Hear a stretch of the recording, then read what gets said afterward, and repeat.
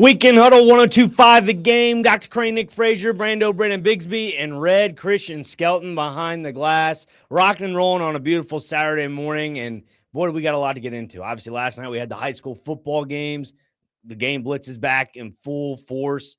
Connor Newt, Big Joe Dubin, and yourself, Brandon Bigsby. Brandon Bigsby has been running around like a chicken with his head cut off. This guy's been putting in more hours than I've probably put in more hours in a day. I mean, this guy, you got here yesterday at 5:30. Yeah, I got here at 5:30 and left here a little bit after midnight. So it was a long night, but a lot of fun nevertheless. Obviously, you guys did a great job on the call with NBA and Pearl Cone. That was a much better game than what the final score ended up. That was a close one. Fourth quarter, it was tied at 20, I want to say. So it was fun producing for that. And then, like you mentioned, myself, Big Joe, and Connor on the game blitz, and that was a blast. I mean, we talked to like 8 or 9 different coaches, went all throughout the state going through scores. So busy, but a good busy. Busy is a blessing. So. Yeah, absolutely. I heard, I think the Page high school head coach and then Tim Hasselbeck with Ensworth. Yeah, Coach Rathbone and then Tim Hasselbeck, both of them getting wins. And Page, obviously, coming off of that state title. Ensworth going on a big run last year as well. And it's funny, I didn't even know Tim's son last year was a starting quarterback.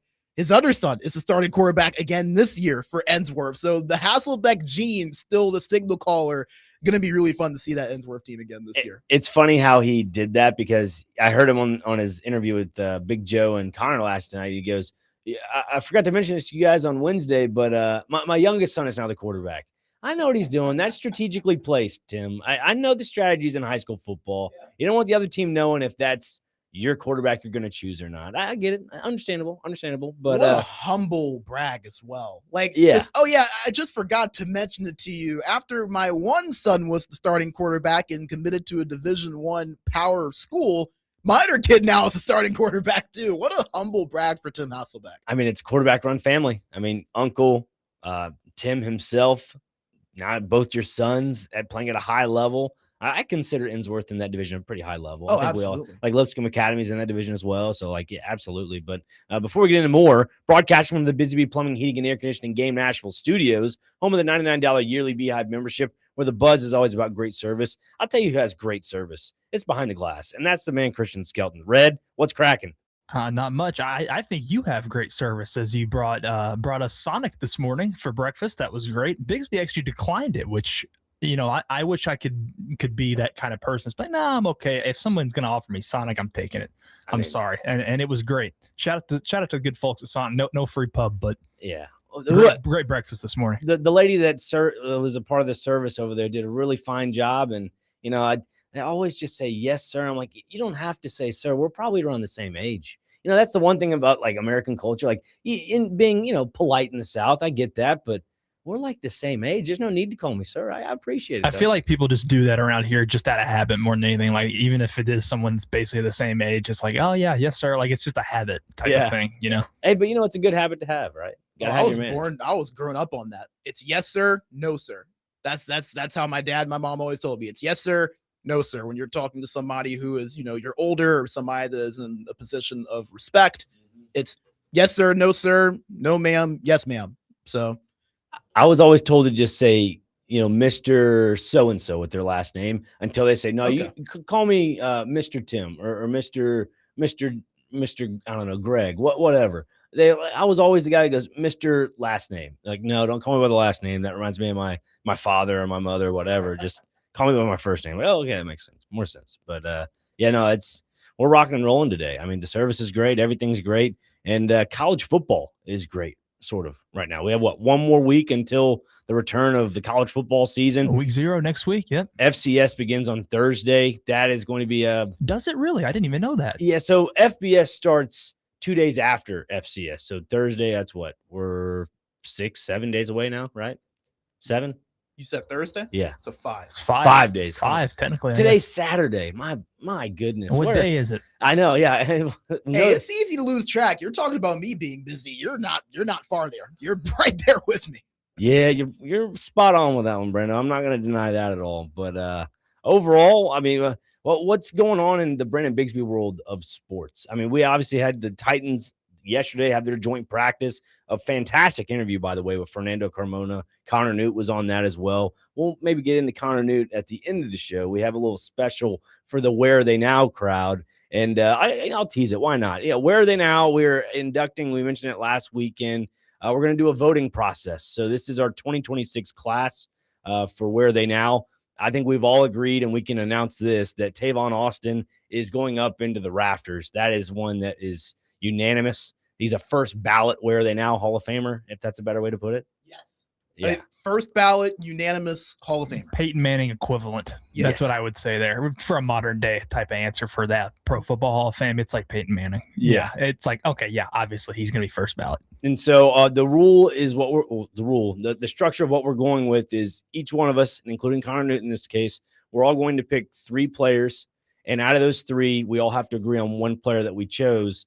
And then again, it's very bracketing-esque, like tournament style, but out of those 3 players, we all pick one. So there'll be 4 players after today's show that we all have to now put into a voting process on the 1025 The Game Twitter. So if you're a big follower of 1025 The Game, go to our Twitter at the end of the show, and you can select or help choose one of the where are they now class of 2026 Hall of Famers. And we'll go from there. We'll do this for the next 5 weeks. And after the 5th week, we will have our 2026 class of where are they now. So exciting. I mean, this is a game that's been in the making for the last 2.5, 3 years, and now we can finally enshrine the first class of where are they now. Yeah, and I think that's what's so cool about it is that we were just kind of all just here yapping because we had a short segment before playing where are they now, and then you mentioned like we should have like a where are they now Hall of Fame, and then we were like, that's not a bad idea. And then Newt comes in Monday, he's like, hey, I kind of like that too. So to see it actually becoming a thing is so awesome because this game, I don't think it's a lie when the whole tagline taking over the station and soon the nation, I don't think that's a lie. That game has been on about 4 or 5 different shows now over the last 2 weeks. So really cool that it's going to be kind of having his own little Hall of Fame, and it's well deserved, I think, for a few guys because there's some that we have used a lot. They are legends of the game. Yeah, like one of them in particular, you say Shaquille O'Neal. I feel like he's been used a handful of times. Oh, yeah. What name comes to mind for you, Christian? I mean, I don't want to spoil my name for later, but yeah, I mean, Shaq is a good one. I was thinking about Josh Johnson. I think that was his name, the XFL/USFL quarterback /UFL quarterback /NFL quarterback, basically every league in the country he's played for, and pretty much every team in the NFL. So that was the main one I thought. Was he the quarterback that the Niners had to go to in the NFC Championship game a couple of years ago? Or am I thinking of somebody different? Yeah, I think he's been on like 12 different teams. Yeah, because I guess Purdy got hurt, and then whoever was playing behind Purdy also got hurt, right? Is that what happened there? Yeah, I believe so, yeah. Tough times.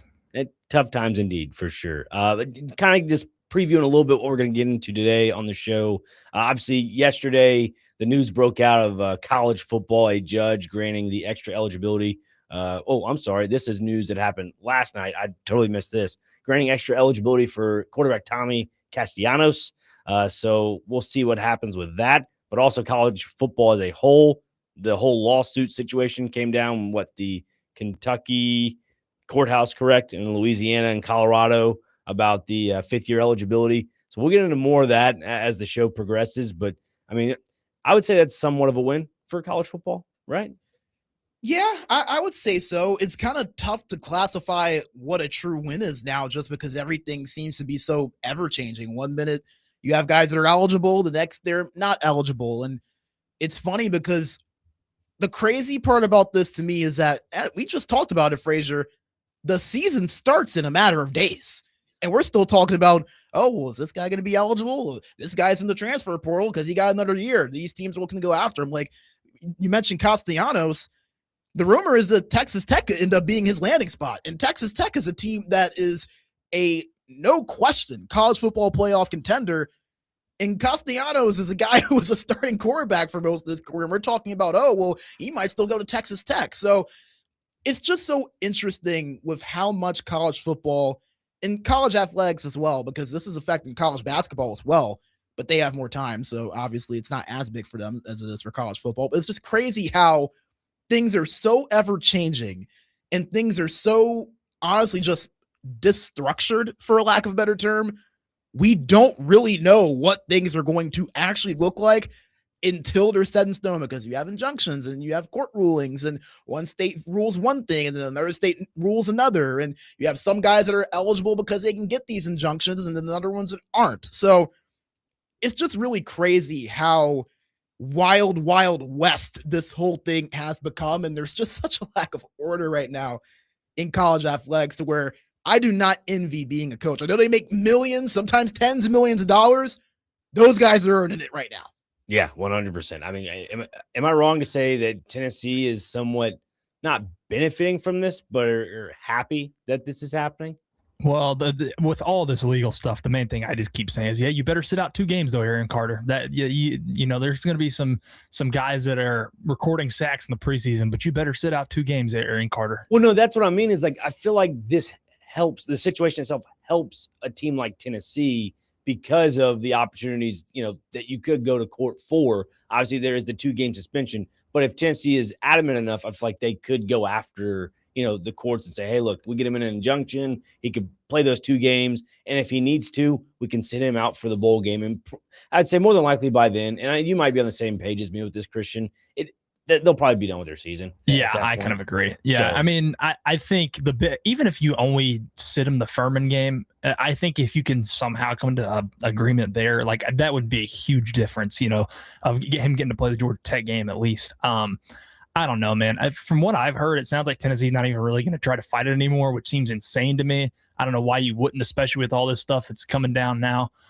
I don't know why you wouldn't. I mean, you really have nothing to lose. I also don't think you really have anything to lose if you just play him anyway. That's always been my opinion on it, because you've seen recently what is the NCAA going to do about it if you just go play him anyway? Yeah, and another thing that he brings up a good point is that, like, with a guy like Aaron Carter serving that 2-game suspension for accepting the $420 plane ticket XYZ, you now look at the other side of the fold, and that's the NFL, and you have some of these players that were rookies, and they're telling these teams in preseason, like, hey, cut me so I have the opportunity to go back and play in college.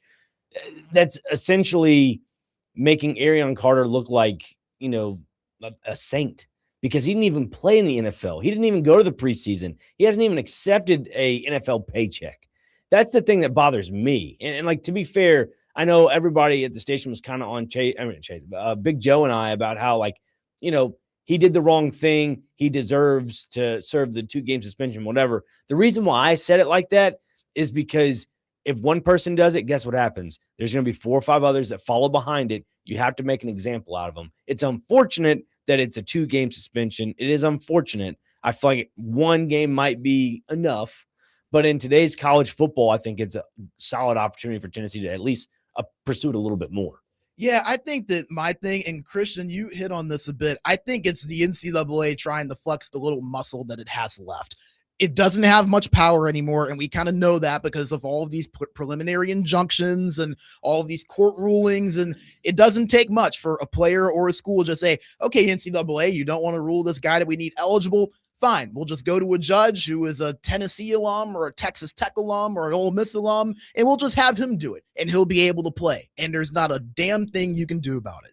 And that's the thing that I think with the NCAA that is really just killing them right now, is that because of the way that structure is, because of the courts, they really can't enforce anything. So the way I think that they see it is, Tennessee's not going to spend the resources to try to go through a court and get a lawyer and go to a judge and get an injunction just for a 2-game suspension. So they're going to try their best to enforce the little power that they have left. And though you could argue whether that is a hill worth dying on, I personally don't think it is. I think it's a really silly suspension, considering not even just things that are allowed through the courts, but things that the NCAA themselves have allowed to go unpunished. And Aaron Carter not only did it, but he paid the money back. It was before he even decided to go back to Tennessee. He did it thinking he was going to go to the NFL.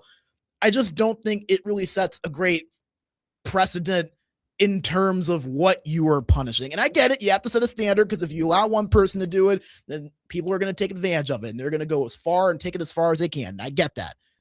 It just seems like a bad hill to die on. And if anything, the perception for the NCAA hammering Aaron Carter in Tennessee the way they are, it feels a bit overkill. And to me, it doesn't necessarily feel worth it, because, I mean, you don't have a whole lot of power anyways.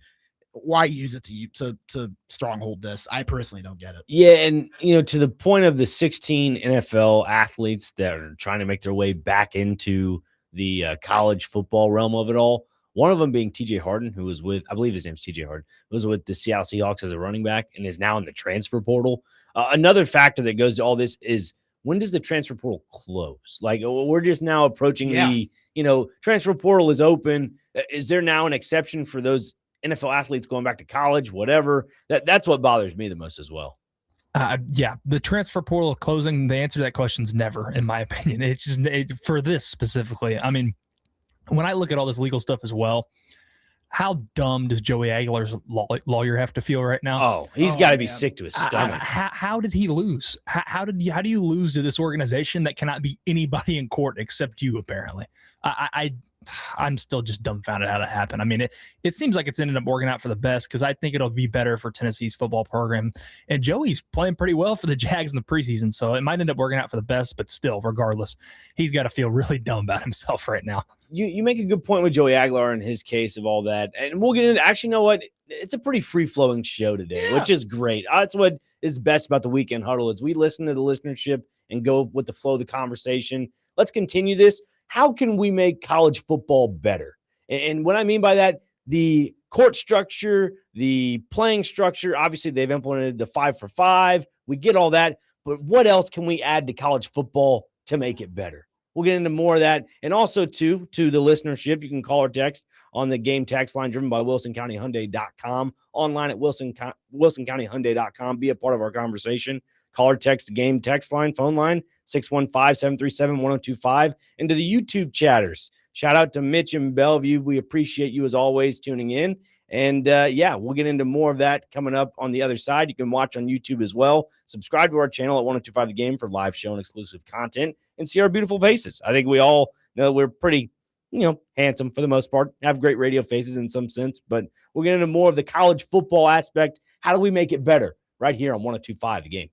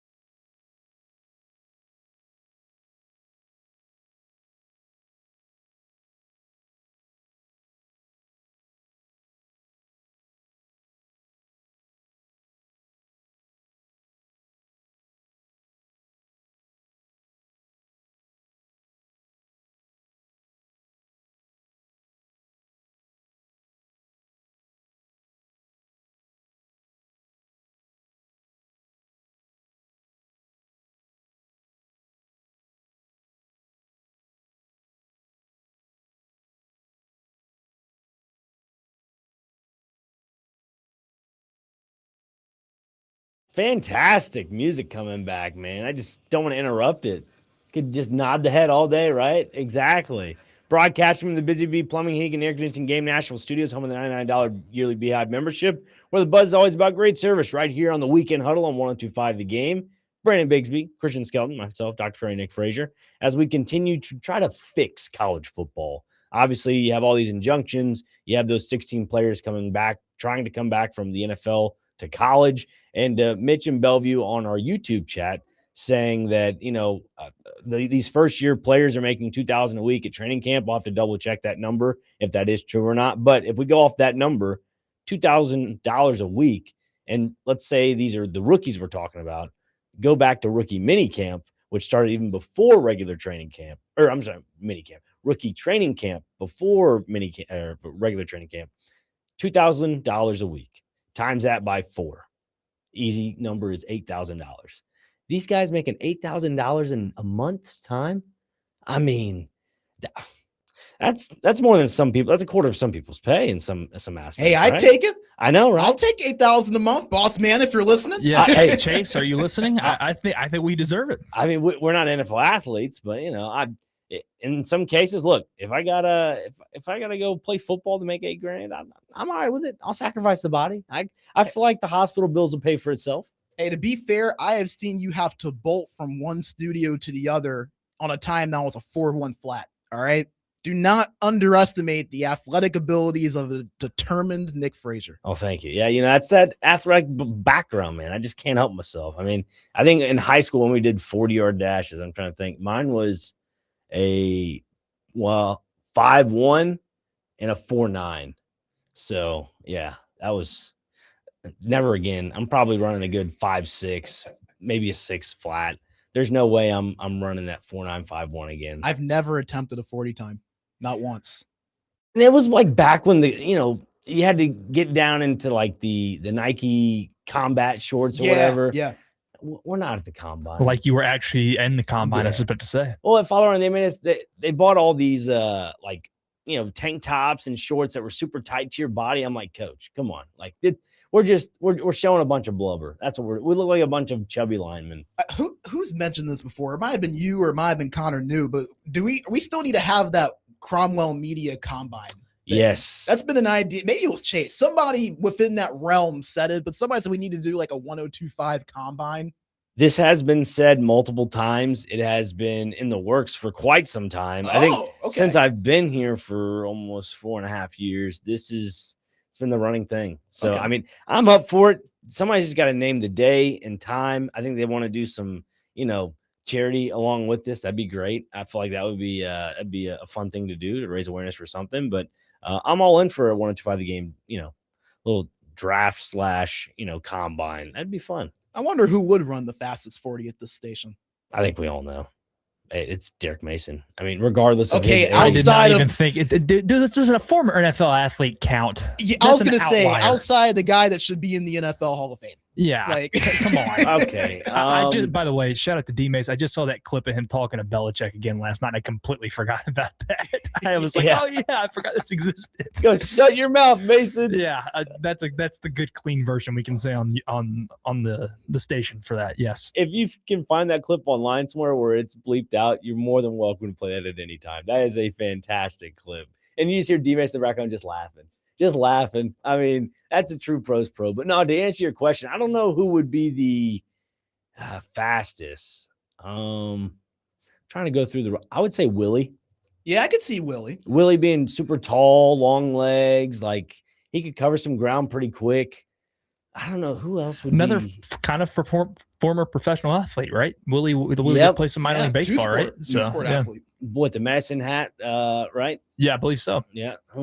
Another name that comes to mind, and he's actually behind the glass, Christian Skelton, for his height. I think he covers some ground. See, I always thought to myself that I probably could have been a pretty decent distance runner, like, cross country or something like that. The problem is I hate running, so I wouldn't have actually wanted to do it. But I feel like I could have been decent at it. But the actual, because, combine, we're talking like speed mostly. I don't know. Although considering the competition here, I might be able to finish at least in the top half, hopefully. But I'm sorry. I'm just reading the text line as we speak. It's Dustin in Hopkinsville. He goes, you can mark your records off the list with the people that have gout issues around here. So that makes sense. I mean, we could probably take Rexford off. Maybe Joe Dubin falls in. I don't know. Just athletic dude. He works out every day. So, I mean, he's probably at the gym right now listening to I was us. going to say, Big Joe is a pretty fit dude, man. I know. Do not underestimate Big Joe Dubin. But I'm sure he's played football. He has a lot of football in his day. Maybe Yeah. some cartilage missing in the knee. I don't know. We'll have to ask him on Monday, but we just have a lot of athletes around here, just straight athletes. We do. We do have a lot of athletes. But no, I think the fastest person would be either Willie or Christian, in my opinion. We're going to have to set up a race out here in this parking lot, go from one side to the other. I don't know what the winner would get. This is turning into the Office episode where they run the marathon. This is what this is turning into. And it's like the Office Olympics, and they have it was a different episode, but they had the yogurt little caps, and they used them as the Olympic medals. Except those Olympics weren't even anything athletic. It was just with office supplies, pretty much. Yeah, great stuff. Make sure you don't turn over your gold-plated Olympic medal because it's also the bronze. I was like, that is so gold. We need to run like the basketball game from The Office. I think we can get some pull-out. I think we could get 5-on-5 for that. I think we can get some pull-out basketball goals in the parking lot. We just have to do it like in the middle because it falls off over there and then kind of veers off on the other end. I think we'd be all right. Got enough for a 5v5. Be like half-court style. Yeah, that'd be great. You know what I just forgot about as he walked in earlier? Parker Kelly. I think Parker. Yeah, I think Parker actually might be my pick. Yeah. Former quarterback, also did a lot of running too in his position from what he's told me. I think he would probably be the betting odds favorite. If we were to have like a line of who's, who you would bet on, I think Parker's probably like minus 150. If we went like NASCAR finishing like the top 3 or F1 top 3, I would go Parker, hear me out, Christian, Willie. And I'm not just saying it's because you're behind the glass. I actually think the young legs can kind of overtake a Willie Donick in his current age. So this is just speed, like just on a race. Okay, Lightning McQueen style. I could finish second, especially if it was long distance. I could finish second. And again, this is not factoring in. We're assuming D-Mace is if he participates, he doesn't count for he's in his own league. Yeah, sorry, we love you, D-Mace, but we can't judge ourselves against you. It's not fair. Yeah, and I've also heard from a little birdie from the last couple of years I've produced that midday show when they were at the midday slot. D-May's not going to run a lot because of the hammies. We don't want to be pulling any hammies. So yeah. I understand that from his perspective. Honorable mention, Jake Lyman. Oh, as a former baseball player in high school. I think he could give Willie a good run for it. If we're saying that Willie would be third in that running, I think that Jake could give him a good run for his money at that podium position. I wouldn't oppose that. Yeah, Jake's got some athletic capabilities to him. Yeah. As right now he's at a wedding, I believe, but he's getting ready for this little 40-yard dash. Yeah. We're really concocting a lineup here. I like this. As we completely deflected from the college football I was going to say, what were we talking about before all this again? I apologize. We said we were free balling it today, folks. Yeah, I get off topic a little bit whenever there's a good conversation going on. But no, we'll get back into the college football conversation of how can we fix college football? You have all the court rulings. You have the play for 5. How can we fix college football as a society? We will get into that, I promise you, on the other side right here on the Weekend Huddle on 102.5 The Game.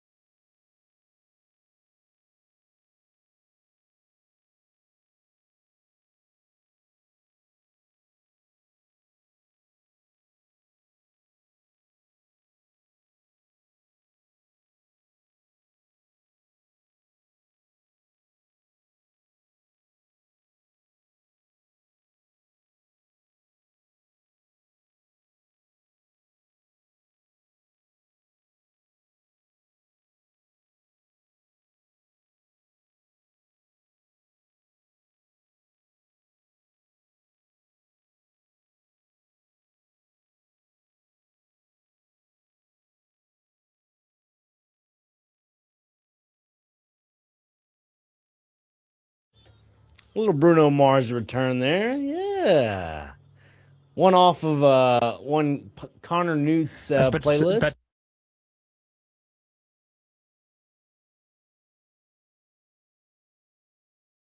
It's like he's timeless.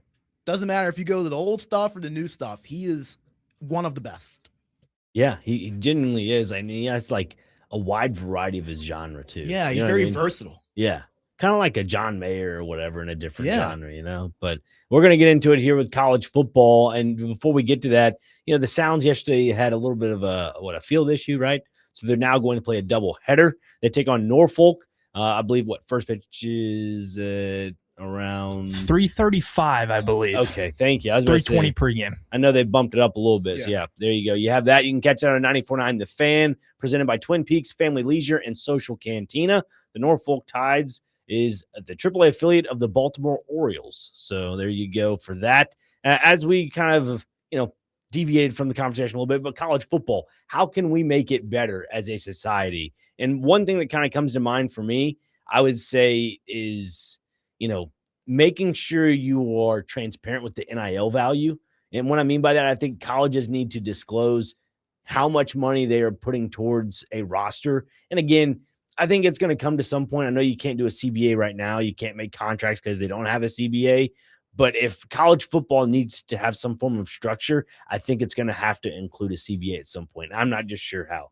Oh, I agree. I think that we're only at a matter of time now until we get to a CBA, because really we're at the point with college athletics. And I know there's going to be a lot of people that do not want to hear this. And I am one of the people that do not want to have to say it, but I think it's the truth. College athletics is now closer to pro athletics than it is amateur.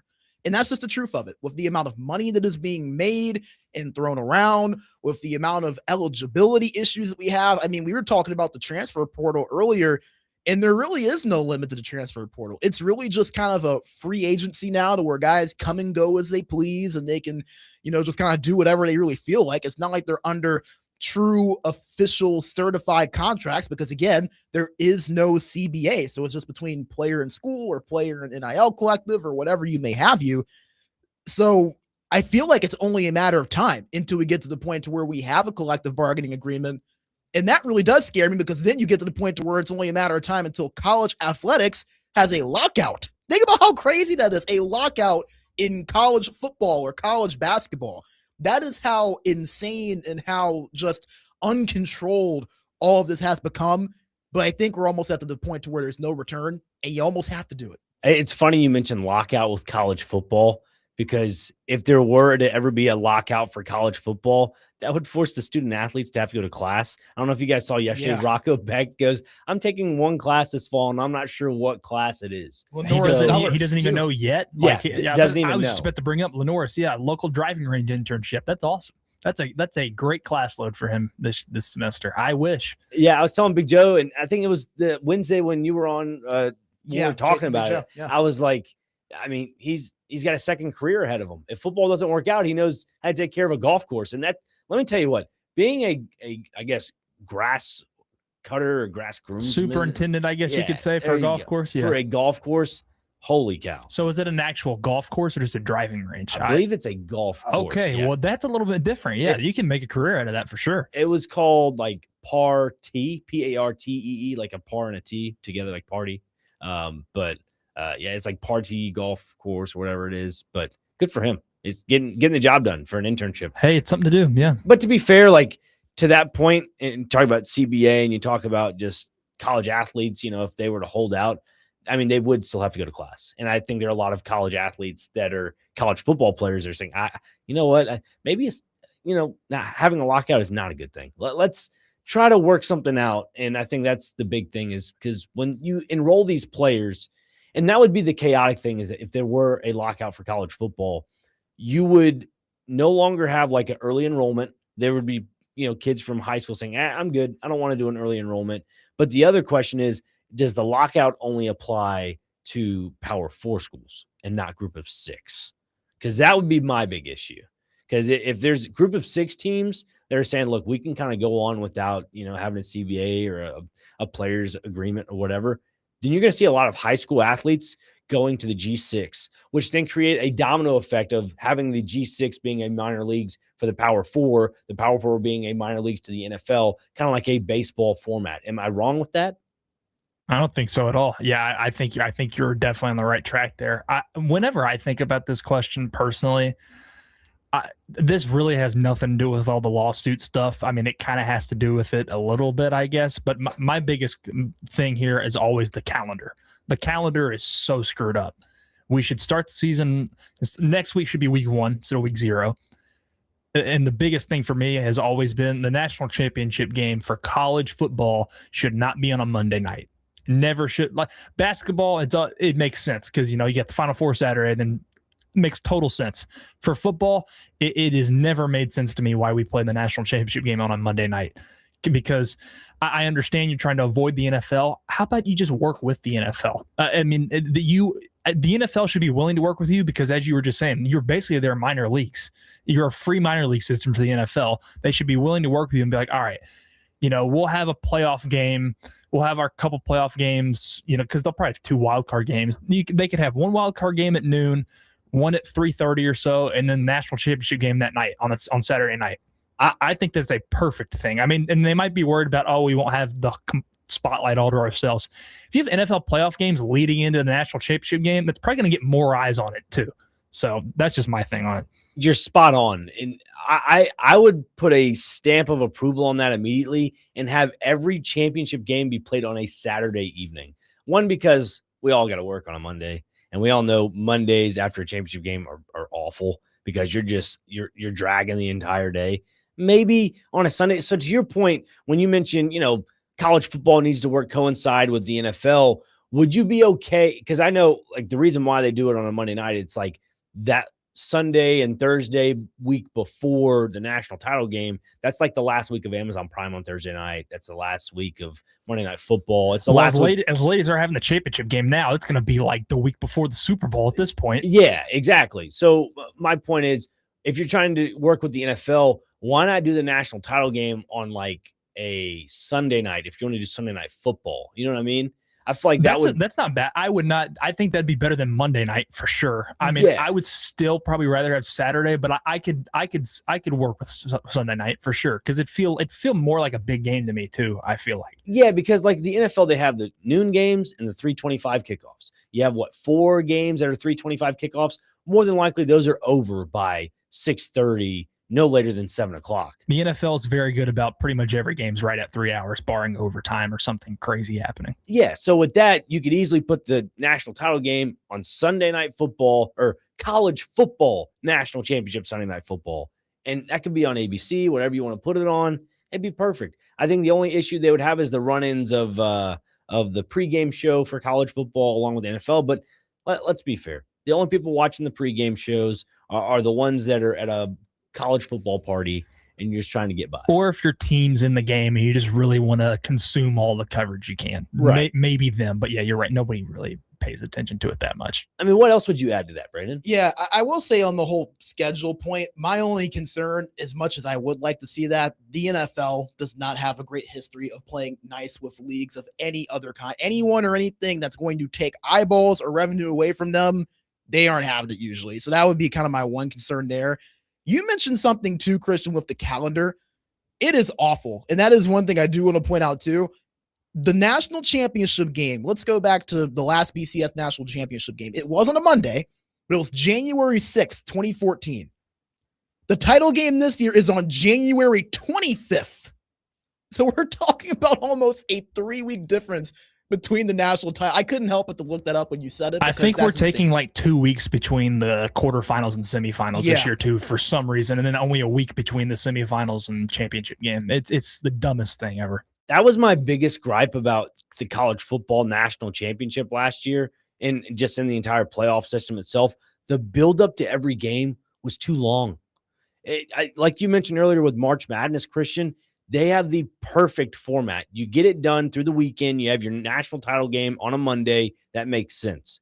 College football playoff, and again, I understand why it's 2 weeks. You have a week of scouting and preparation. You have another week for TV buildup. You have that same week with the TV buildup. You have to travel. I get all that. There's a lot of money involved.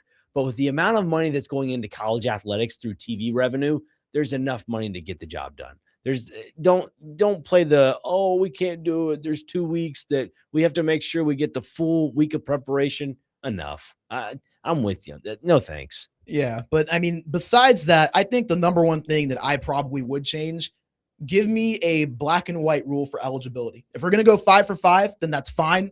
Go 5 for 5. But the minute that you have officially entered your paperwork and submitted it for whatever draft you're going into, whether it's NFL, whether it's NBA, whether it's MLB, and whatever it is, once you submit that paperwork and it is approved, you cannot go back to college. Amen. That has to stop. I am sick and tired of seeing athletes saying, all right, well, I'm going to go to the NFL or I'm going to go to the NBA. Well, actually, since I didn't get drafted, I think I'm going to go. No, you declared, you took that risk. It didn't work out. I'm sorry. You got to stay where you're at. And I get it. The athletes are trying to take advantage of their opportunities. It's there. Why not do it? Especially when you can maybe make millions of dollars doing it as well. I would probably even do the same thing. I get it, because you were looking out for yourself and you're looking out for your family. But in terms of the rules, I'm not hating the players. I'm hating the game. The game is stupid. The rules of the games are stupid. We need to have a locked in, clear, unquestioned rule of this is how much eligibility you have. This is how long you have to use it. And on top of that, this is how many times you can transfer. That's another thing. I think you should get one free transfer unless you have something like a coaching change or something like that, then it won't count against you. But I think you have one free transfer to where you don't have to sit out a year. And anything past that, unless there is something like that to where there is true, unquestioned reason where it feels like, okay, I understand why you would want to move on, you have to sit out a year.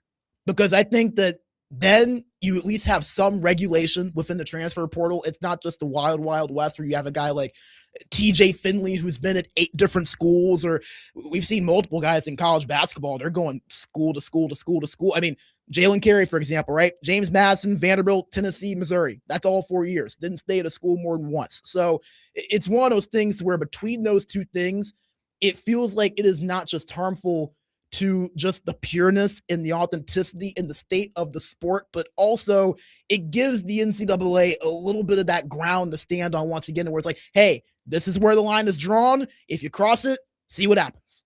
Yeah, and the one thing I got out of all that, I agree 100%. You just feel the energy he brought out of that?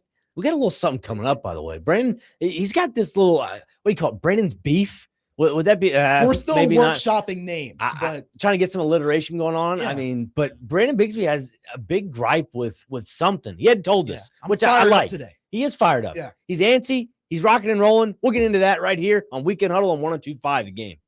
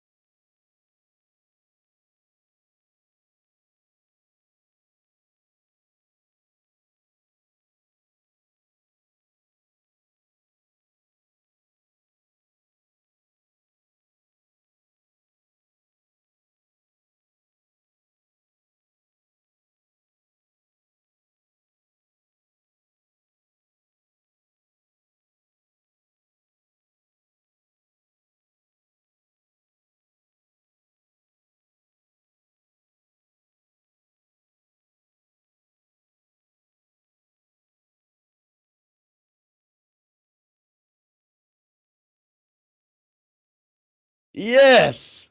Brandon Bigsby coming back with the heat. Mark Henry, of all people. I love it. I love it. Brandon Bigsby, this is your rant. We don't really have a name for it quite yet. Maybe Brandon's I don't know. Because you got Bigsby, I don't know. But if you have some good ideas, call or text 615-737-1025. We always love a great, helping hand of naming of a segment. And that's what the listenership is for. That's what keeps everybody engaged. So, Brandon Bigsby, the floor is yours. Thank you, Nick Frazier. For now, this is called The Rant with No Name with Brandon Bigsby because we were kind of talking about it. So that's what we're going to go with. But we're going to shift gears a little bit to the NFL and specifically the Tennessee Titans. Obviously, yesterday, the Titans had their joint practice with the Seattle Seahawks. And a big talking point has been, how is Cam Ward going to look? Obviously, he had the rough joint practice against San Francisco. He had an even rougher performance in the preseason game. And understandably, that has caused a lot of criticism, a lot of eyeballs towards Cam Ward, not just locally, but in the national media as well. Dan Orlovsky came out on NFL Live and said that there was no quarterback that he was more disappointed in than Cam Ward. So understandably so, everyone is watching to see, what is Cam Ward going to do next? What is your response? One, how are you going to respond to the criticism of how you played in that preseason game and how rough he looked? Well, yesterday, pretty encouraging. Cam Ward against, again, the defending Super Bowl champions, arguably one of the best defenses in all of football. These were his final numbers after the 7 team drives. This is according to Nick Suss. He went 20 for 26, 2 touchdowns, 1 interception, and he was sacked twice. Solid day overall, I would say. Pretty impressive, especially considering who he was going up against, and he needed to bounce back. Here's the kicker, though, Nick Frazier and Christian Skelton. A lot of those, Cam Ward, they were check downs, they were dump offs. He was taking the simple stuff. And a lot of the comments and replies were, oh, nice, he went 20 for 26. Well, he was just a check down merchant the entire time. And my response to anyone who was saying that is, first of all, how dare you? Second of all, isn't this exactly what we've been wanting Cam Ward to do for like the past year? One of the biggest criticisms of Cam Ward is that he doesn't take the easy stuff. He tries to force the big play. He tries to make something happen that isn't there, and he gets himself into a mistake that shouldn't happen. And now when he is finally taking the check down, he's taking the easy stuff in front of him, the dump offs to his running back, the easy slant route that's in front of him, rather than trying to force a deep one to Alec Ioman or 30 yards down the field, or waiting for something to open up and scrambling out of the pocket to where he takes a sack or gets an intentional grounding like he did against the 49ers last week. He's finally avoiding all of that, and the criticism shifts to, oh, well, he's just doing check downs and dump offs. Can we pick a lane? I mean, if you don't like Cam Ward, you don't like him. If you don't believe in him, you don't believe in him. That's fine. You are completely right to have that opinion if you choose to. You have every right to. But can we at least be consistent? Can we at least stick to one lane or the other of, hey, he's going for the big play too much. Maybe he needs to kind of look towards doing the easy stuff, to now it's, oh, well, he might be 20 for 26, but he just did nothing but check downs and dump off. So who really cares, right? If Cam Ward is making the right decision, if he is moving the football down the field, if he is keeping drives alive, if he is processing things well and making those correct reads, then I don't care if he is throwing the ball 30 yards down the field or if he is throwing the ball 2 yards down the field. If it is the right read, if it is the right play, if it is processed correctly, then that's what I want to see from Cam Ward in year 2. I don't necessarily need to see Cam Ward having every single big shot to Carnell Tate, and 30 of his passes or 20 of them, but he only completes 3. And for 15 of those, he could have just had a nice little easy play over to Wan'Dale Robinson. He could have gotten, maybe a 3-yard catch, but 5 yards on rack, right? You go from 1st and 10 to 2nd and 2 that way. That's what I want to see from Cam Ward. To me, the fact that he is checking the ball down, the fact that he is dumping it off, that's growth. That's development. It's Cam Ward showing that he knows the things that are flawed in his game. He knows his weaknesses, and he's not only saying he's going to try to improve them, he is actively doing it. So why are we criticizing him for it? Why are we going to go from one thing to the other? If you don't like Cam Ward, if you think that he shouldn't be the starter, they should draft Arch Manning, or Will Levis should be in front of him, or whatever your opinion is, then you have every right to have that opinion. But if we're going to criticize Cam Ward, let's at least make sure it's fair. Let's at least make sure that it's consistent. because all of the constant lane switching with the Cam Ward conversation, and we can talk about how quickly the pendulum swings with him. That's another rant for another day. I could go on for 20 minutes about that. But let's at least be consistent. I like that Cam Ward is being willing to dump the ball off and take the easy stuff that is in front of him. That is what I want to see from my NFL quarterback, that you want to be the franchise and the future of your team. Well said. Well said. And getting back to the initial point of that with Cam Ward's numbers with the joint practice yesterday, you mentioned that one interception. And I'm not big on, practice numbers. I'm not. But when we get to more of closer to the season, you got to have more metrics to kind of really base your, opinions off of. And I think for me, the only thing I worry about is the interceptions. But I think it is prominent to note that interception came, I think, like fourth or fifth drive into the joint practice, which was very early, very, very early. Like, I know when Connor and I hopped on the airwaves yesterday, it was around like 9:15, 9:30 when Cam Ward threw that interception. So they had a whole 2.5 hours after that. So again, to your point, there's progression. He learned from his mistake. There is a lot more on the table than what people think there is. Sam Darnold threw a pick six yesterday too. If you want to play that game, it happens. Yeah. So to your point, people need to just relax. And I think because the Titans have been in such a stagnant position near the bottom of the NFL for quite some time, the last, 4 seasons, give or take, there are fans out there that have the opportunities to go on one side of the coin than the other, because nobody's really paying attention to this team. So fans can kind of go back and forth, be wishy-washy with their takes. And also to the point of that if the team's just not good, nobody's just going to care. Yeah. And a part of it too, I feel like, and that's kind of what inspired me wanting to have this rant. It feels like, especially with the Titans, there's such a toxic discourse around the quarterback position, especially not really as much with Mitch Trubisky, because we all kind of know that he's quarterback too, and he came in to be the backup. There's not really much talking point there. We know what Mitch Trubisky is, but especially around Cam Ward and Will Levis, there seems just be such a toxic discourse around both of them, whether that's for the extreme positive or the extreme negative. And I've been very much on the side on the Will Levis, Frank, of saying I don't think he's a very good NFL quarterback, at least not as a Tennessee Titan. Maybe he can go somewhere else and he's the next Sam Darnold. I don't know. It hasn't worked here. But on the Cam Ward side of it, why are we criticizing development and growth? He went 20 for 26, and most of them were checkdowns and dump offs and probably didn't reach past 5 yards. Okay, that's fine. He doesn't have to always force the ball downfield to still be an effective NFL quarterback. You want to know what separates a guy like Jameis Winston from Patrick Mahomes? And remember, Jameis Winston threw for 5,000 yards in 2019. What separates them is the decision making. What separates them is the ability to process and make that right read and convert on it. I don't need Cam Ward to be Jameis Winston, where, he threw for 5,000 yards and 40 touchdowns. He also threw 30 interceptions. I need for Cam Ward to be a reliable quarterback. That's what you want from that position. You want somebody that you can count on to make the right choice, to make the right decision. And sometimes that's taking the easy stuff that is right in front of you. So when he's doing it finally, he's developing that habit. Why are we criticizing it? If he completes 20 passes and 15 of them don't go beyond 3 yards, but they're completions and they make plays, and it's moving the ball down the field, then that's a good thing. Don't criticize that. Let him continue to grow and develop, because that's what we want to see from Cam Ward. Absolutely. And we'll get into more of the quarterback conversation, because that leads into my next point of the concerns around Cam Ward. This was spot on with it, Brando. First edition of The Rant Without a Name. Is that right? Yeah, the rant with no name. The rant until with no we name. find one. Okay. And no sponsor. If anyone's listening, you want a sponsor. There you go. Sponsored by possibly you. Possibly you. Possibly you. Exactly. We're going to get into more Cam Ward discussion in the Tennessee Titans in hour number 2 of the Weekend Huddle on 102.5 The Game.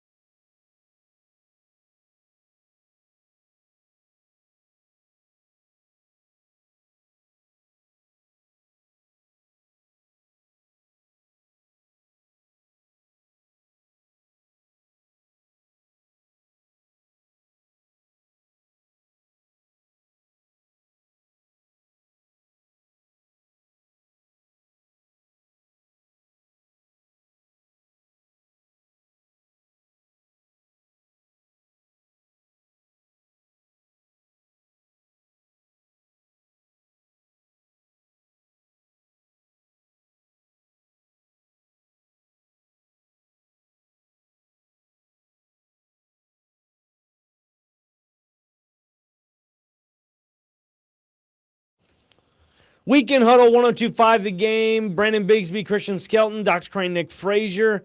Talking a little bit of Titans. Keep up with our training camp coverage on 102.5 The Game for the latest updates, player interviews, and more as we get you prepped for the upcoming football season. Coverage of training camp is presented by Tennessee Brew Works, Parman Energy, and the Music City Kickoff Game.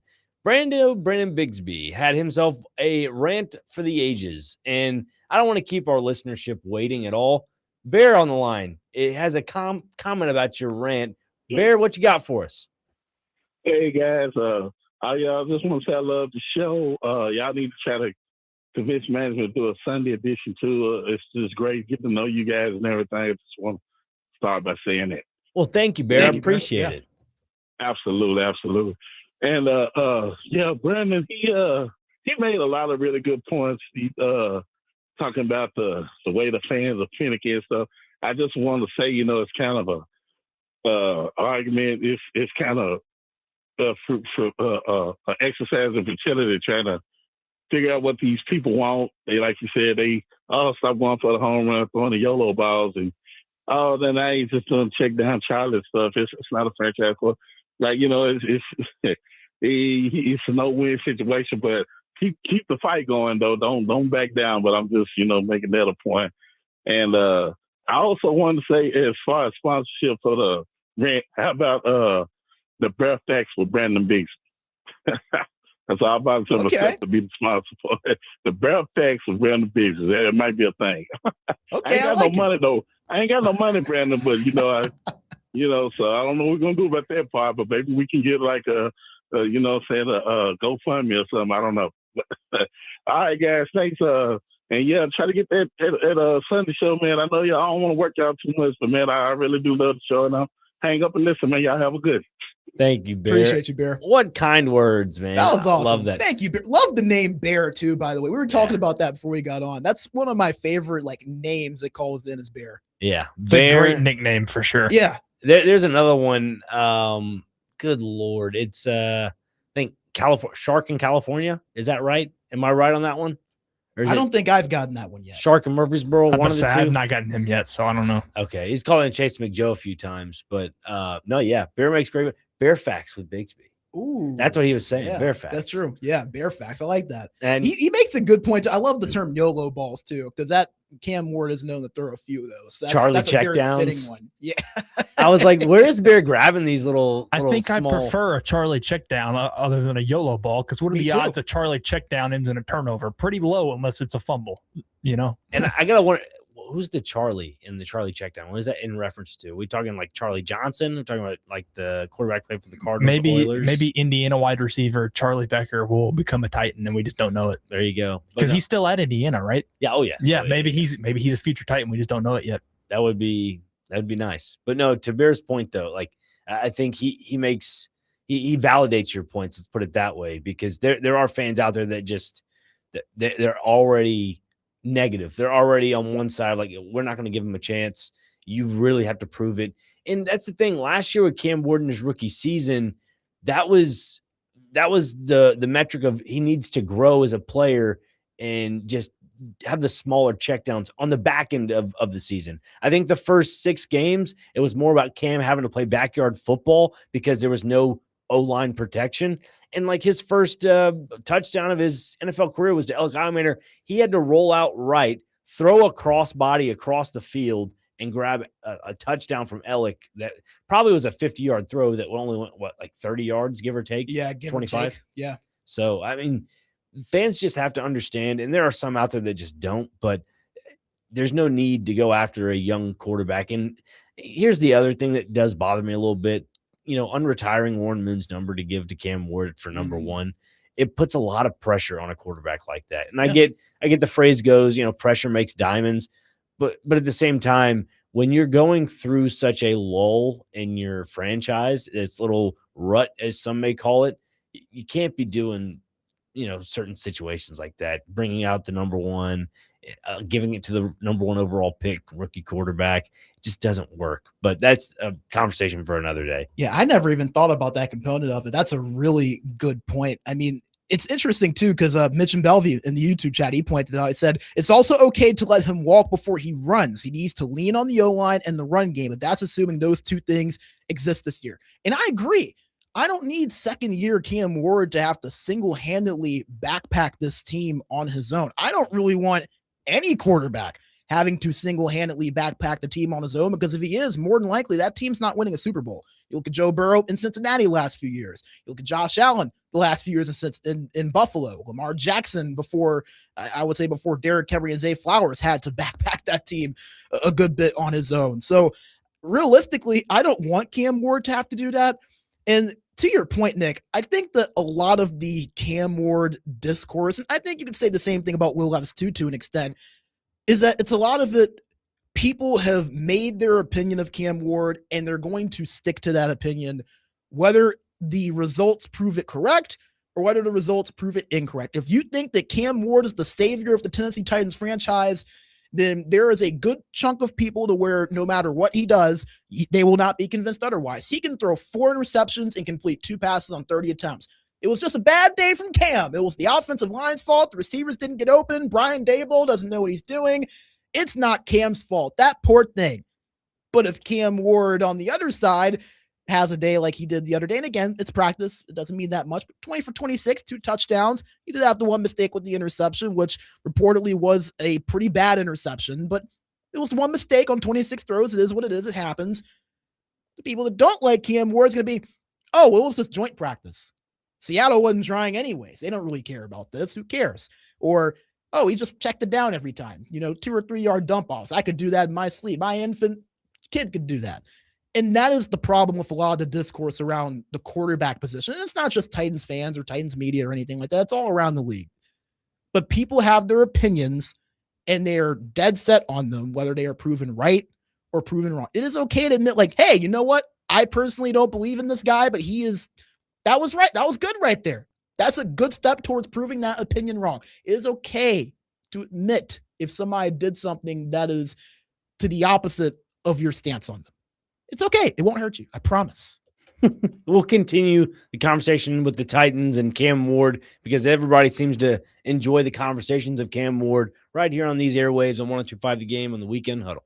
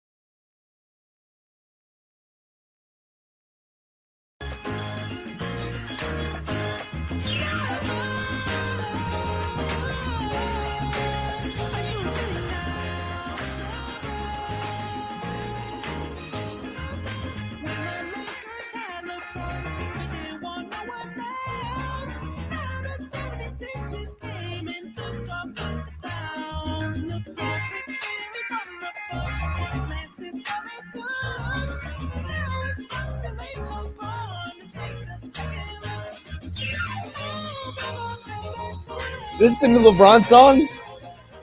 Yes. That it is. And it is glorious, isn't it?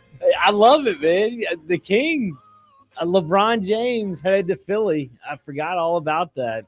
They already got a song for this. That blows my mind. It's crazy. I found that this morning, and I was like, I have to play it because I played the what was the one I played? It was it was the other. It was Man in the Mirror, but it was the new one about the Sixers. Yeah, so I was like, I gotta play this now.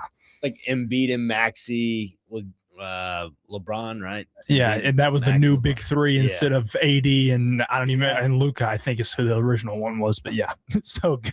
That is great. And kind of adding on to that, when you talk about the king of a team and especially a sport, you look at Cam Ward. He is somewhat of the king of this team. He is the leader of this team. King Cam. Yeah, King Cam. I like to call Cam the game warden.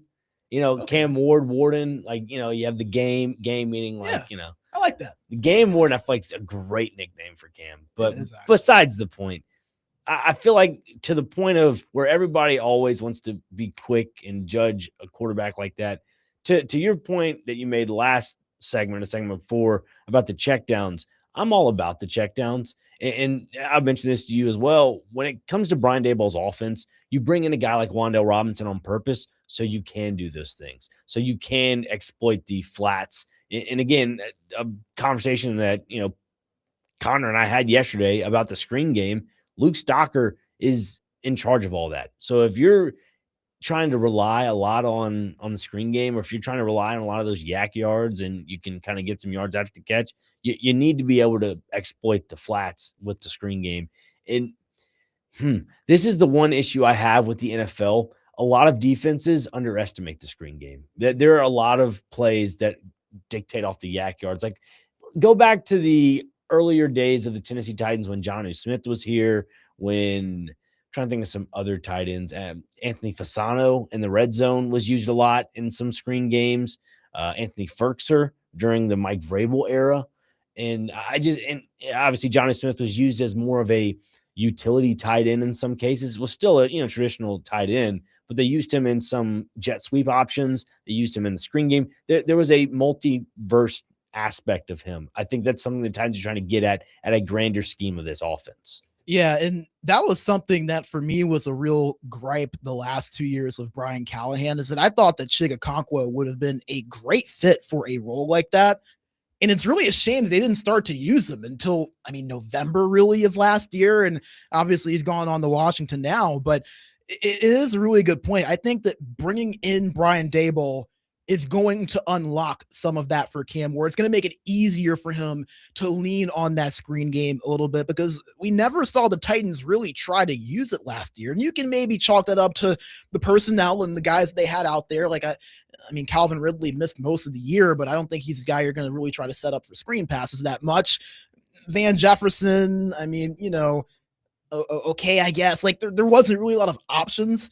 Now, you got a guy like Wan'Dale Robinson, who is your slot receiver, who you can utilize for that screen game. You can utilize Cardinal Tate, if you so please, in the screen game. You got guys like Tajay Spears coming out of the backfield. And I still really love Nick Singleton. I think he's somebody you can put in that package as well. So you have options now. And I think that is going to make the ability to utilize the screen, the ability to utilize checking it down and taking what is in front of you, easier for Cam Ward, because the coaching and the schematics of what Brian Daboll likes to do fits into that well. And another key with it, the one thing Cam Ward said he loves the most about Brian Daboll, he lets him be him. He's not going to force Cam Ward to be someone he's not, but he's going to make it easier for him to develop that ability to just take what is easy, take what is in front of him, rather than trying to force that big shot play and throwing those YOLO balls, as Bear referenced it earlier. Yeah, and with Brian Daboll, when Brian Callahan was here for the small time he had with Cam Ward, it was almost like he was trying to shape him into being somewhat of like a Joe Burrow. Yeah. And I'm like, that's not what, you're supposed to be doing for a quarterback like Cam, when his skill set is not a Joe Burrow. It's a little bit different, a little more unorthodox. So when you have that, and you hear Brian Dable say, let him play free, let him play the way he wants to play, it just goes to show you that he's going to adjust his offense to the way Cam can play, because he wanted to trade up for him when he was in New York. He wanted him as a quarterback. So that speaks volumes for the value that he has on this team. Yeah, and that's the other part of it, that with Brian Dable, it makes it so interesting because obviously he does come from New York where he had Daniel Jones. And I mean, I know Daniel Jones, he's a polarizing quarterback. He had the one great year where he led them to the playoffs, and a lot of that was using his legs. But it just feels like with Cam Ward's skill set and the way that Brian Dable likes to scheme and coach his offenses and call his plays, it feels like a really good fit. It just makes sense. I think they're going to be beneficial for one another, but especially for Cam Ward in year 2, a year that's really critical for his development.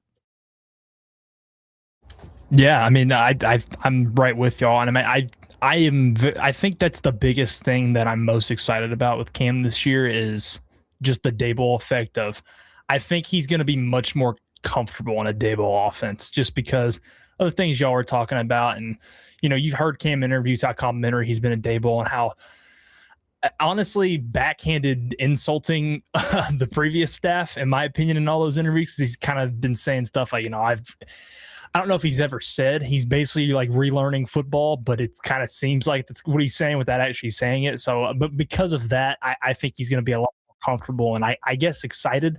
I mean, I'd be a lot more excited if I was Cam Ward. I know that much considering I've got Dable now as my offensive coordinator. And I don't even, who was the guy? I don't even remember his name from last year. Nick Holtz. Nick Holtz. Yeah. See that?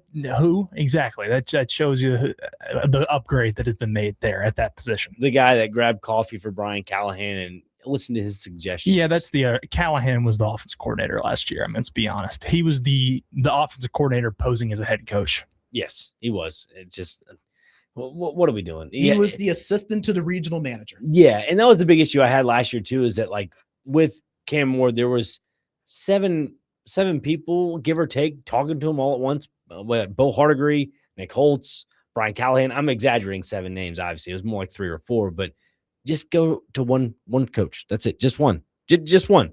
There's no need for a group chat. There's no need to be texting at 11:30 at night. Hey, Cam, you see this slant? You see this out route? Let's try this tomorrow. No, let's not. Let's not do that. Let the kid be. Let the kid be a kid. You know, that just aggravates me. Yeah, I could go on a whole nother rant about the Brian Callahan era. And look, Brian Callahan seems like a really nice person. I've heard nothing but good things about Brian Callahan, the person. So I do not mean to, slander a man's name who is no longer in Tennessee. I wish him nothing but the best, ironically, with the Giants and what he is doing there. But some of the practices of Brian Callahan were extremely questionable, from the whole offensive coordinator thing, and then I call it the Callahan summer of fun because it kind of felt like he was just running a summer camp during OTAs and training camp where they were like playing tug of war and Twister at midfield, and they probably had like Capri Suns and Chips Ahoy's and Fruit Loops sitting in the locker room waiting on everyone when they were finished. Lots of seed oils. Yeah, lots of seed oils. There were a lot of questionable things about the Brian Callahan era, and it makes me very intrigued by what Robert Saleh is going to be able to do, but it also just feels refreshing. The Titans feel serious again. They didn't feel serious with Brian Callahan to me. They feel like a serious NFL franchise rather than the team that just wants everyone to go out and be friends and have fun. Yeah, there's a form of professionalism. And that was something Dan Moore Jr. mentioned at the beginning of training camp. It was like, this feels, different. It feels professional. And I just think that's like you mentioned, those backhanded, comments about the previous regime. It speaks volumes a little bit. It really does. Yes, absolutely. Top notch. Continuing a little bit before we get to some other topics besides Cam Ward. I know that was kind of majority of the second hour, but I mean, we listen to the text line, phone lines, all the above, because that's what you guys want today. Today is y'all's show, hands down. As I lose everything on my computer, what is going on with my Don't computer? you love it when that happens? Well, I'm Technology. looking and I see all these pop-ups. I'm like, what's going on here? I don't even have celebrity birthdays open. Oh, that's why I have these pop-ups. Never mind.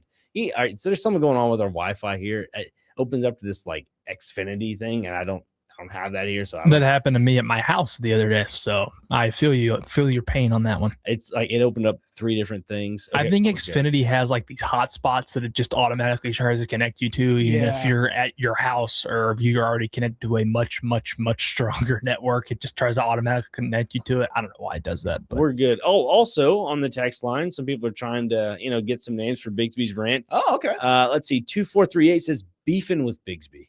Ooh, I like that. I like better that than one a lot. Bigsby's beef. Yeah. I like that better. Yeah. Family show, That's what she but said. I knew you were going there. Brandy says, oh, she has a couple here.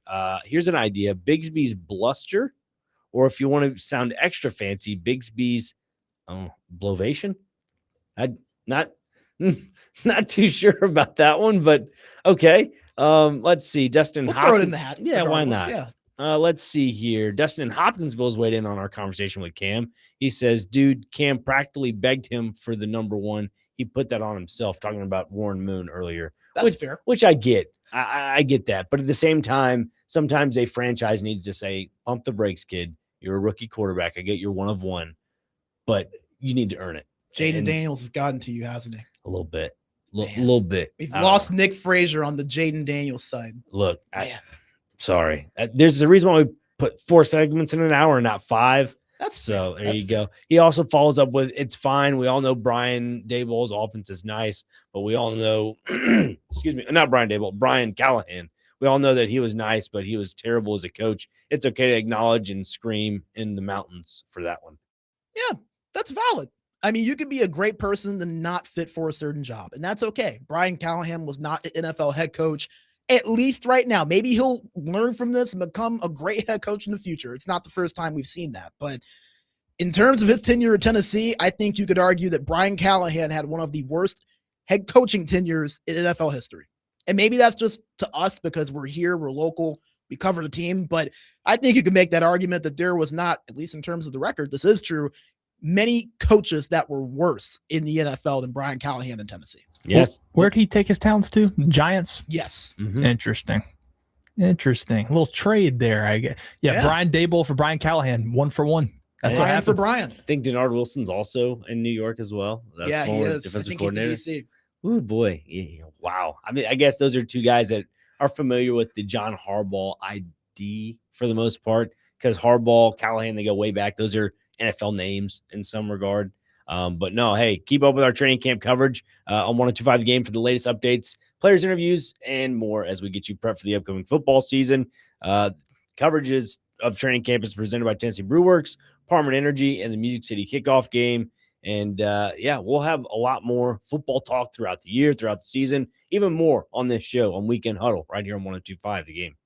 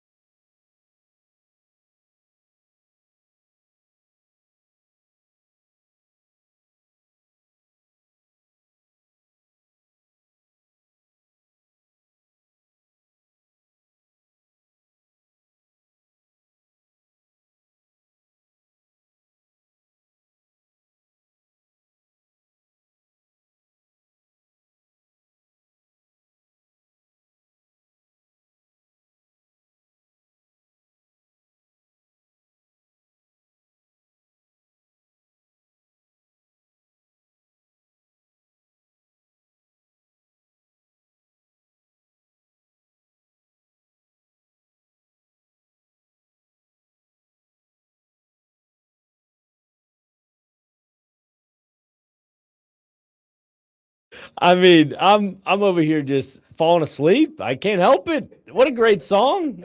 It's got me dozing off. I got to wake myself up a little bit. It is the weekend huddle on 102.5 The Game. It is 10:35 in the morning, listening to beautiful music that could just put me in a rocking chair. That's what this is. It's a beautiful song. How did they not use this in Top Gun 2 in any way? That's my question. I know. Yeah. It doesn't make sense to me.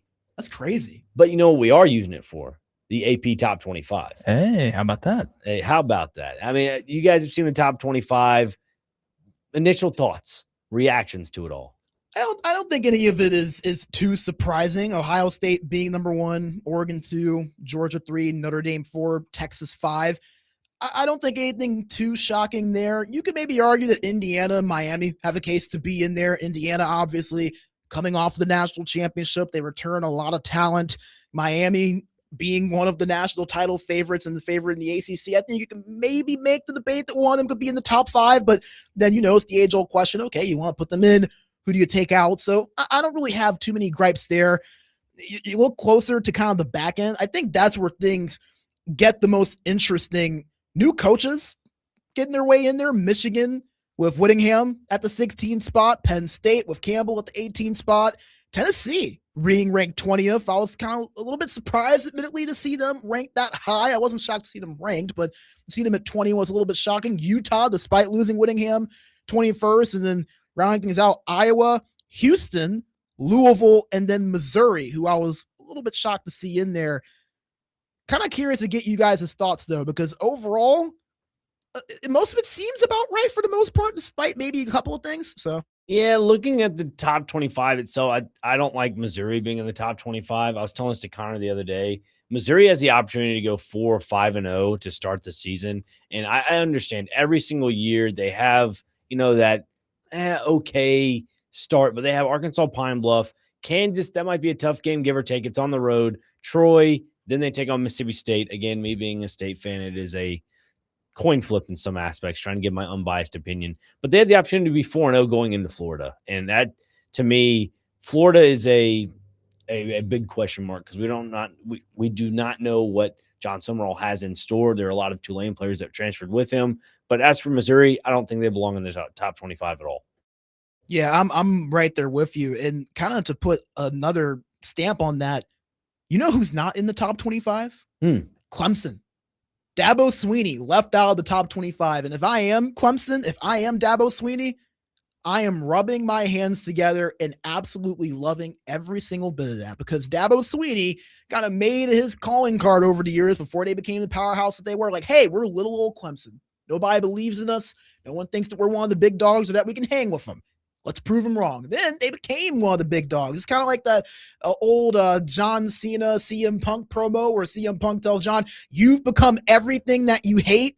You claim yourself as the underdog. You are the New York Yankees. Yes, you are not the Boston Red Sox. That is what tipped him off and made him punch CM Punk, which has always been hilarious to me. That's what blew him up. Dabo Swinney and Clemson became what they said that they were going up against, and now they are once again that underdog. I think this goes to their advantage. I was stunned to not see them ranked. And with their schedule, I could envision a world where they go 9-3. They only currently have 2 ranked opponents on their entire schedule. That's LSU and Miami. So to see them ranked or not ranked and Missouri ranked was honestly kind of stunning to me. Missouri, this happens every year with them. It's their token, hey, you're good, I guess. Here's a top 25 spot. I would have rather seen Florida there, honestly. I mean, Florida's only a couple spots behind them in the receiving votes spot. But, yeah, you were talking about Missouri's schedule. I think when I did my predictions, I think I had them starting 5-0 and finishing like 7-5 or 6-6. Like, their schedule is so backloaded. And I think they're just going to not live up to, the same standard as those other teams they play there. But, Alabama outside the top 10 for the first time since, was it 07, 08, something like that, around when Saban got there. And then Texas Tech at 12 is crazy to me. I don't know. I would have had them around the 20-ish range. And I also agree with you, Brandon. Even as a Tennessee fan, I was kind of surprised to see it as high as 20. I was thinking, because I think last year Tennessee was like 24, 25 to start the year. I was kind of thinking around there, but yeah, top 20 Tennessee. How about that for at least the first week? It shapes them up because, like, looking at Tennessee's schedule, like, They have what, Furman in the first game of the season, right? Their second game of the season. Then you have what? Furman first, then at Georgia Tech. So those two games. Then you have Texas that rolls into Neyland Stadium.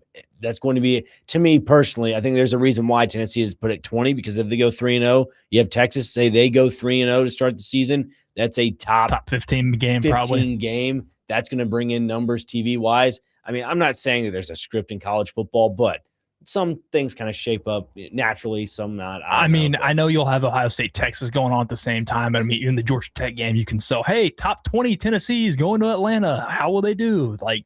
A lot of that is, media stuff for sure. But that's the beauty of college football. I don't want to ruin the fun. I'm not trying to be the party pooper, but that is the behind the baseball look at it. Yeah, I mean, you don't have to be the party pooper to acknowledge the truth. I mean, at the end of the day, media. This is a media voted poll. Media is looking out for media. So they're going to, they're looking at the schedule like, hey, we put Tennessee 20. They start out 3-0. They beat Georgia Tech. All of a sudden, maybe, Texas is around 4-3. Tennessee's flirting with the top 10. You got a really good matchup you can sell there. It's the truth. It's okay to acknowledge that. I do think the interesting thing to me with Tennessee, and the reason I am surprised that they are ranked this high, and I know that there's a good amount of Tennessee fans that listen. There's a lot of Vanderbilt fans that listen. The interesting thing to me with Tennessee is I view them as a team that is still a year away. You got the freshman quarterback coming in with Faison Brandon. Obviously, you still have that Josh Heupel offense. You have some receivers coming back with guys like Matthews and Staley. It's still a talented team. The offensive line that was really young a year ago gets a year older. I like that. I think it is once again the defense to me and that quarterback position that are the two big question marks, because with Faison Brandon, you don't know what you're going to get, assuming that he is the starter, or if it's George McIntyre, you don't know what you're going to get because he has never started in an SEC game before. How does that quarterback position look? And then you look at the defense. We've already seen injuries hit this team with Edris Farouk being out for the year. He was going to be a key part of that secondary. And then obviously all of the drama around Chaz Coleman, that was one of the top, not even just defensive players, one of the top players in the transfer portal and a key edge rusher for them. So you already have a team that has lost a good bit of depth and has had to dig into that a little bit. And you look at the schedule, you mentioned it. Texas, that's going to be a tough one. Auburn, I don't think is going to be a cakewalk. Obviously, you have the third Saturday of October with Alabama. South Carolina, I'm not high on South Carolina, but there's just something about Williams-Brice Stadium that it feels like Tennessee is might cursed. As well be Vietnam for Tennessee. Yeah, they just feel cursed in that stadium for some reason, and that is probably going to be a night game. Kentucky, we'll see with Will Stein being there, but then A&M, LSU, and at Vanderbilt to end the season. So it is a tough schedule for this Tennessee team, and as talented as they are, I just think they're young. I think they lack the depth defensively. And with the way that schedule is, they just feel like a team that probably ends up being more towards 8-4, maybe 7-5 if things don't break right for them, than they are a team that's going to end up staying ranked at the end of the year. Yeah, that's kind of what I have Tennessee at 7-5. I mean, an 8-4 could still have you ranked, I guess. It just kind of depends on the year. Like, yeah. I mean, an 8-4 last year you weren't ranked, but I think 8-4 like 2 or 3 years ago they were like 21st still. So it just all depends on the year. But I agree. I think Tennessee's a year away. And that's my main goal for this year as Tennessee, man. Just get to next year excited about get to the end of the season excited about next year and what you have coming in next year and all the pieces you'll have around Faison I'm assuming it's Faison. We'll see after the scrimmage today, but I'm pretty sure it's Faison. But, you never know, I guess. Yeah, quick question to you, Christian. When it comes to Tennessee's defense, running that like nickel 4-2-5 defense, are you concerned with how much they went to the portal for that? Yeah, a little bit. And I mean, well, there's six starters, by the way. Yeah, there's two ways of looking at it, because there's one that's a good thing because, new defense and a lot of those guys from the portal came from Penn State and are going to be guys that know what they're doing and can help the guys that were already there. And the other way is, well, they're still new guys regardless, and all that turnover is going to be tough. So it's kind of a catch-22 for me. Like, I kind of am going back and forth on it, but I think the main thing I keep landing on is surely it can't be worse than last year. I mean, I say that. I better knock on wood when I say that because you just never know.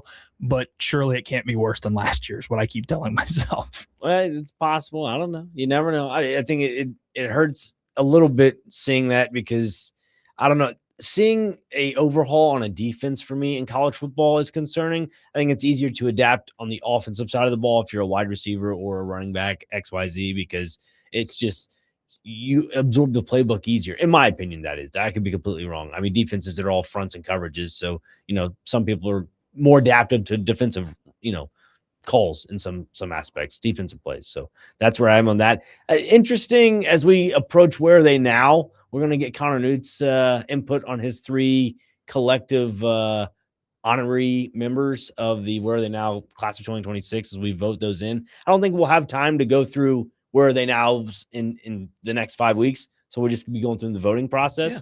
So as the listeners, we encourage you to chime in on the voting process as we get into where are they now right here on 102.5 The Game.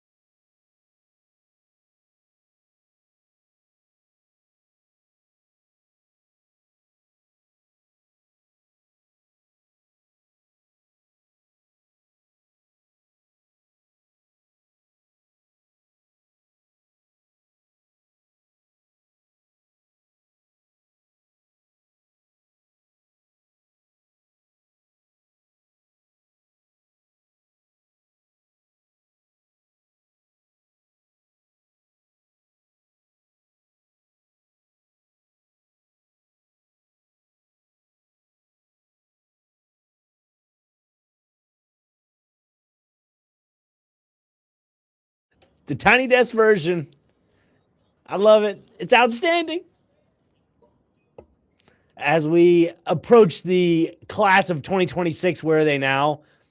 It is a delighted honor to bring in one of the founding members of the game, Where Are They Now? And that is the Connor Newt. Connor Newt did a great job last night on the game blitz. I'm sure Connor is well rested after last night. Connor, good morning to you. Good morning, pal. Yeah, I think I got home around 1. I was in bed by 1:30 and out of bed by 10:30. So you caught me at a good time. Just in time for the 2026 class of Where Are They Now? And so, Connor, here's the rules to the voting process for this. So each week, so for the next 5 weekends, each one of us are going to pick 3 candidates for the class of 2026. Where Are They Now? And out of those 3, we all have to agree on one person that we chose out of those 3, if that makes sense. So by the end of this segment, we will have 4 members that will go into another voting process on a Twitter poll for our listenership to help vote on to create one of the 5 that go into the first class of Where Are They Now? Okay. Does that make sense? Let's do it. Yeah. Okay, perfect. And in honor of Where Are They Now, if whoever's ready, I want to give the honors to Christian. He's done a great job behind the glass, and if you're ready, that's fine. If not, I can always, pivot. But I'll let you go ahead first. Actually, yeah. Oh, okay. Yeah, go ahead. Thank you. All right. Let me get the music here. Yeah, go ahead. Go ahead. Thank you. Yeah. Okay, so for my first induction into the 2026 class, I guess an honoree in this case for Where Are They Now? He is an absolute staple to this segment. One name that college basketball enshrines, and he has fallen off the face of the earth, but that is okay. By the name of Jimmer Fredette.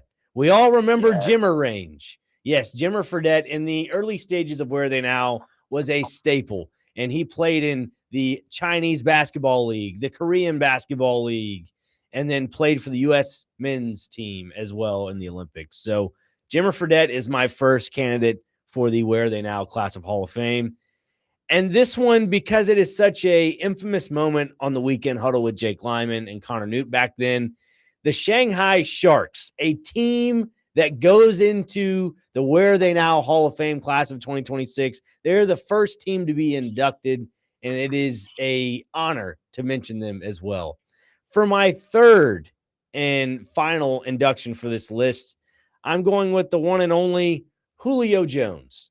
Julio Jones, obviously a former Titan, but has been mentioned countless times. We're talking an Alabama wide receiver at the age of 37, has seen his time come and go in the NFL with the Atlanta Falcons, tried to make a deep run with the Eagles and Bucks on the back end of his career.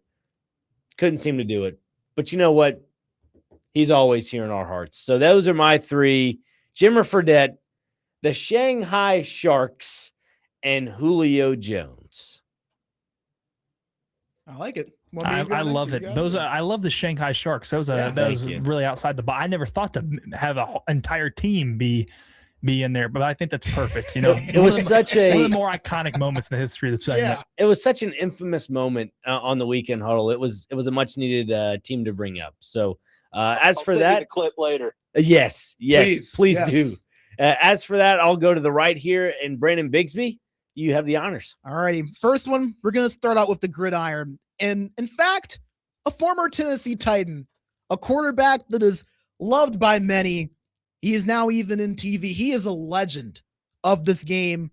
Fitzmagic, Ryan Fitzpatrick, Harvard's own, played with the Rams, the Bengals, the Bills, the Titans, the Texans, the Jets were some of his more memorable years, the Bucks, the Dolphins, and the Washington football team. I mean, I'm counting up, that's 9 teams that he played with. Everyone knows him. Everyone loves him. It feels only right that he would be an inductee. Secondly, I've got to go to the basketball court. He's one of the founding reasons that this game was started. A part of the original outstanding meme, Diesel, the big Aristotle, Superman, Shaquille O'Neal. Obviously, the Celtics Shaq jokes. It feels only right to have him as at least of my nominated in for that first class, right? I mean, it wouldn't be right if he wasn't. And finally, we're going to go back onto the basketball court. I'm going to throw this one out there. maybe not someone who's played for a whole lot of teams, but someone who feels like he's been tossed around a good bit. He was a part of those Lob City Clippers teams. Obviously, had the quick little stint in Detroit and then the Nets and the Celtics. Blake Griffin, Oklahoma's own. Those are my three. Love it. Absolutely. Christian? All right. I'm going to try to get these out quickly because I want our friend Connor to have as much time as possible. Yes. First off, wow. Very good job. First off, I'm going with Joshua Dobbs. Only feels right. Played for tons of teams at this point now. Kind of a career journeyman backup that's made a pretty good career for himself when you think about it. And, as a Tennessee guy, had to make him my first nominee here. Number 2, I went with Josh Johnson. I mentioned him earlier. When you think of journeyman backup quarterback of our, modern era, I think he's kind of who everybody thinks of, especially with how many different leagues he's played in as well. And then third, I was between 2 different guys. And just because he is my number 1 Kentucky player guess that did not actually play for Kentucky, and I always think he did for some reason, I went with Kentavious Caldwell-Pope because that's just always an infamous thing that I always do for some reason. I think you're spot on with that last one. I think everybody kind of gravitates towards Kentavious Caldwell-Pope. And as for the last on the list here, Connor Newton, what are your top 3 to go into the voting of the Where They Now class of 2026?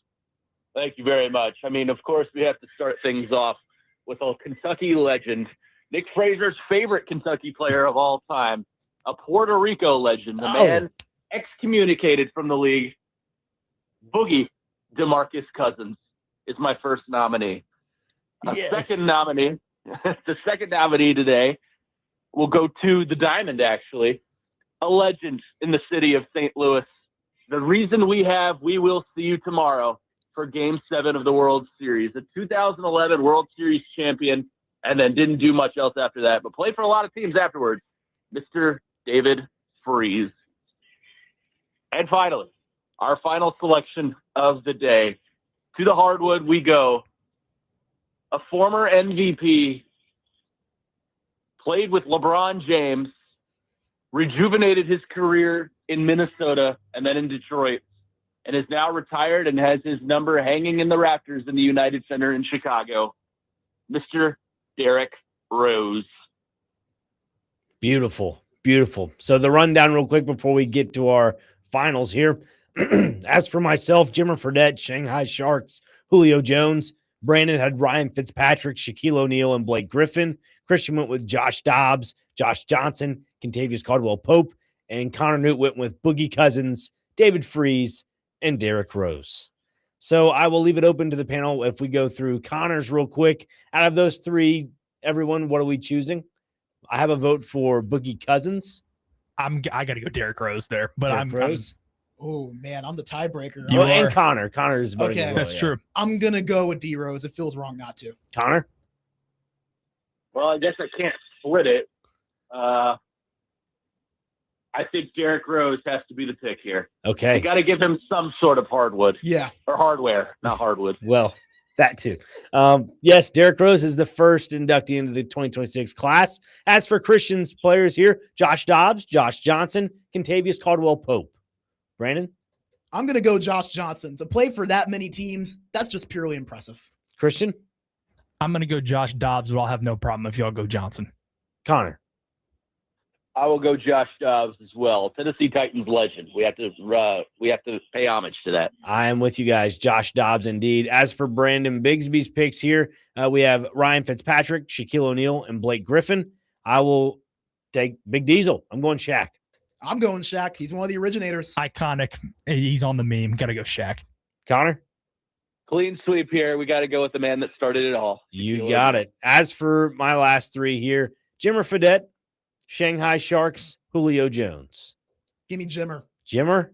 Give me the Sharks. The Sharks. Connor? Because of how iconic of a moment it is, and I have the clip, and I'll send it to all 4 of you later, or all 3 of you. There's 4 of us right now. It's got to be the Shanghai Sharks. We need some team representation in this selection. Meow. You're right. The Shanghai Sharks.